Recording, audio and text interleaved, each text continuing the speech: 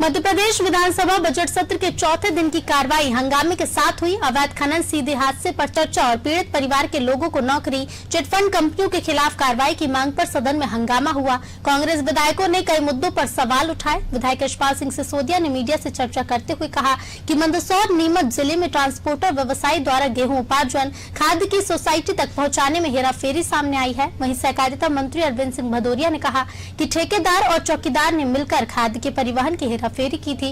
इसमें से 3 करोड़ रुपए की वसूली हो चुकी है। जितेन डागा का जो कार हाउस तोड़ा गया है, ये पूरी अवैधानिक है, क्योंकि जितेन डागा पहले बीजेपी में थे, कांग्रेस में आ गए। पहले जब भारतीय जनता पार्टी के सदस्य थे और विधायक रहे, तब उन्होंने कोई अतिक्रमण नहीं किया, लेकिन कांग्रेस में आ गए, कांग्रेस उन्होंने ज्वाइन कर ली, तो उनके खिलाफ जिस तरह से कल सरकार ने, नगर निगम ने तोड़फोड़ की, ये गलत है। ये मुद्दे को हमने उठाया। खासियत ये है कि मेरे एक सवाल के जवाब में मुख्यमंत्री जी ने कहा है, ये सवाल का जवाब है कि जितेन डागा को जगह जिस पे तोड़फोड़ हुई है, ये जगह सरकार ने दूसरी जगह के बदले में वहां पे दी है और बिल्डिंग परमिशन उनके पास है, और उस बिल्डिंग का तोड़ा गया है, बिल्कुल गलत है और इस मामले की जांच होना चाहिए। 19 फरवरी 2021 को विधानसभा में मेरे प्रश्न के चलते अंतोगत्वा ठेकेदार के खिलाफ भी और ठेकेदार के पिता, जो कि चौकीदार के पद पर पदस्थ थे, उनके खिलाफ भी प्रथम सूचना रिपोर्ट FIR दर्ज की गई है।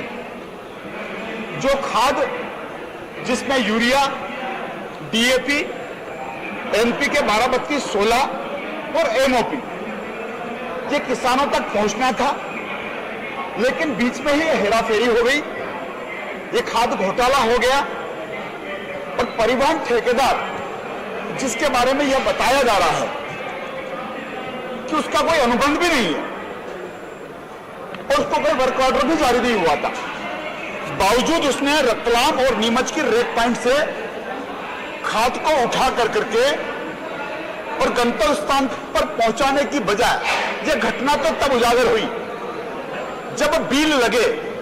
और ये जो गबन घोटाला हुआ, ये बहुत कम समय का है। मैंने माननीय मंत्री जी से कहा कि बहुत लंबे समय से अगर ये गोरखधंधा चल रहा है तो आपको एक उच्च स्तरीय दल का गठन करना होगा, और मुझे आश्वासन मिला कि आने वाले 3 महीनों में तीनों विभाग की क्या भूमिका रही इस घोटाले में, इस हेराफेरी में, उसको भी उजागर किया जाएगा। इसमें 2 प्रकार के चिटफंड कंपनियों पे 15 महीने कमलनाथ जी की सरकार थी, उन्होंने 2-1 पे कार्रवाई की, मुझे पता नहीं है। अभी मध्य प्रदेश के मुख्यमंत्री शिवराज सिंह चौहान साहब ने भारी मात्रा में कार्रवाई की है, कई 100 करोड़ रुपए की वसूली करके उनके खाते में डाली है। आगे भी चिटफंड कंपनियों में जो धोखाधड़ी हुई है, उन सबके वसूली करके एक कार्यक्रम करके उन सबके खाते में भी पैसा डालेंगे, जिन बेचारे गरीब लोगों के ये धोखेबाज लोग षड्यंत्र करते हैं, धोखेबाज।